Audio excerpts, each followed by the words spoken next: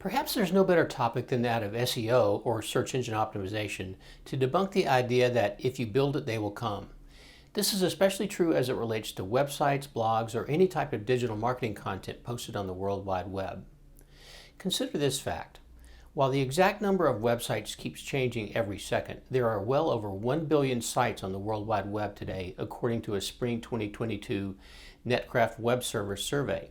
And millions of new blog pages are added every day, a vast majority of which never get a single view. So much for if you build it, they will come, right?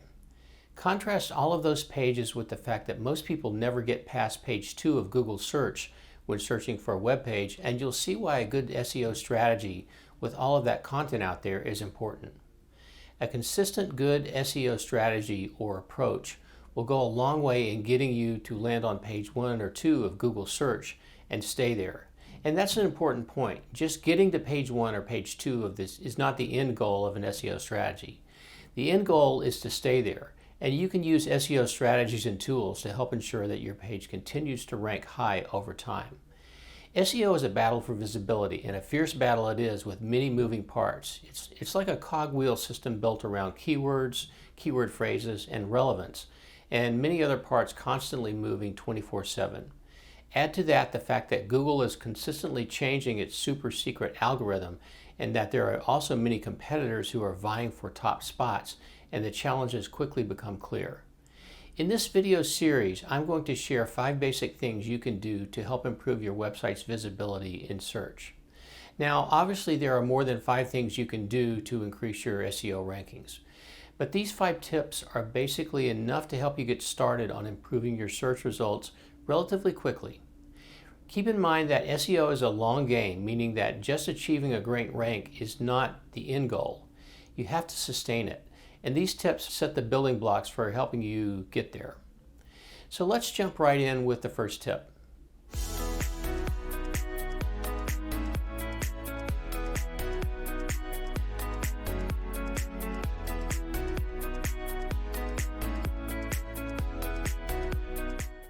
The first tip relates to how fast your site loads, also commonly known as site speed or page speed.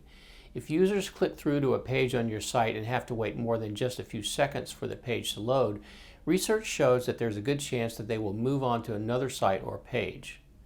There are many factors that Google looks at to determine what classifies as a fast loading or a slow loading site. And there are a number of tools that make it easy for you to discover what factors are causing your site to load slowly. And many of these tools are free. One of the most popular free tools is Google's Page Speed Insights. This tool measures several criteria for both mobile and desktop performance, criteria Google has deemed to be critical in optimizing to perform best under the guidelines of Google's best practices. The Page Speed Insights tool is a website that gives you a wealth of actionable data you can use to improve the time it takes for your site to load. The report delivers this data in several sets. The first report shows useful metrics that reference what Google believes reflects how real-world users are experiencing your site or page when loaded. The first of these data sets is the experiential report. It's called the First Contentful Paint, or FCP. FCP is a measure of how fast your browser renders the page initial information such as text, images, including background images, non-white canvas, and scalable vector graphics.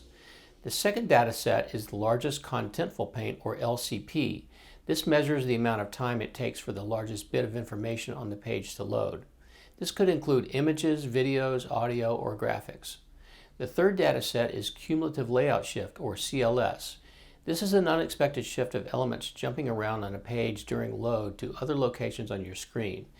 CLS is often an indication of poor coding, including templates that have bloated code and can be caused by loading of images, ads, videos, contact forms, pop-ups, other forms, fonts, things like that.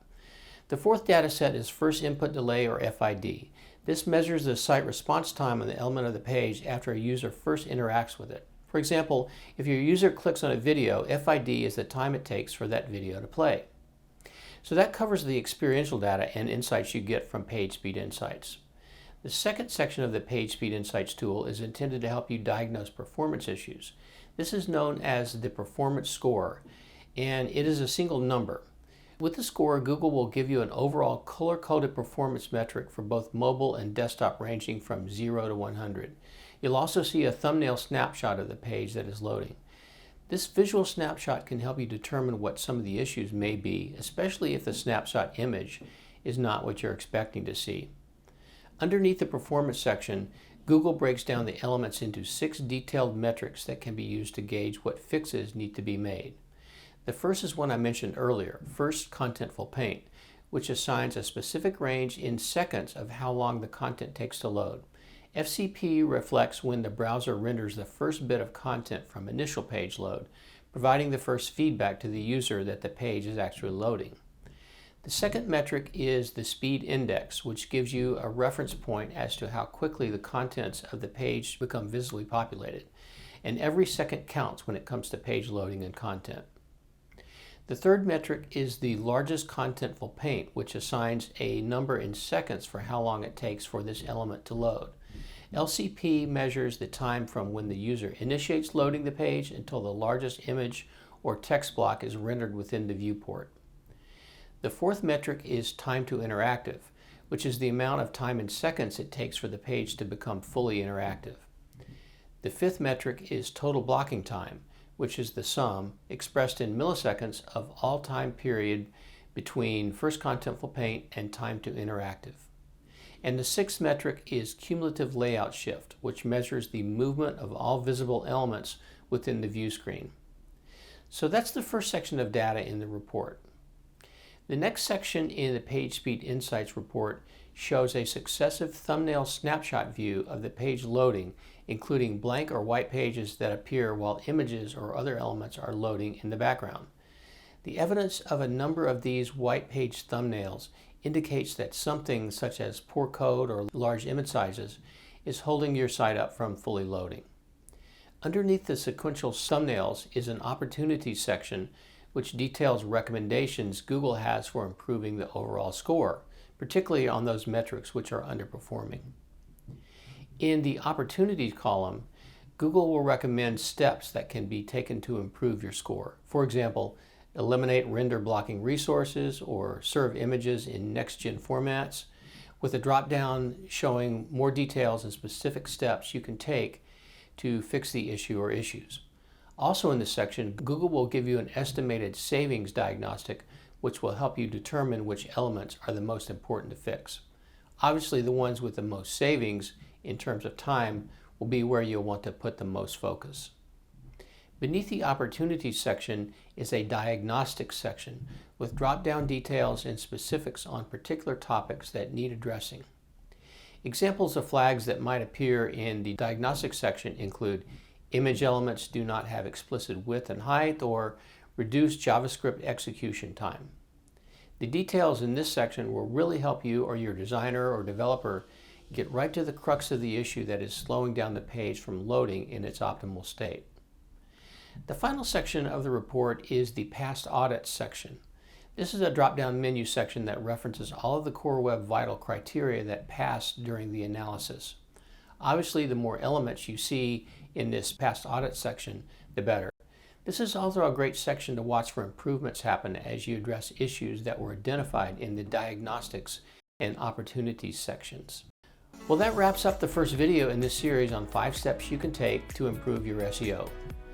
Google is increasingly placing importance on optimal page speed loading when it comes to ranking factors, so this is one of the most important and vital of the 5 SEO tips I'll share in this series.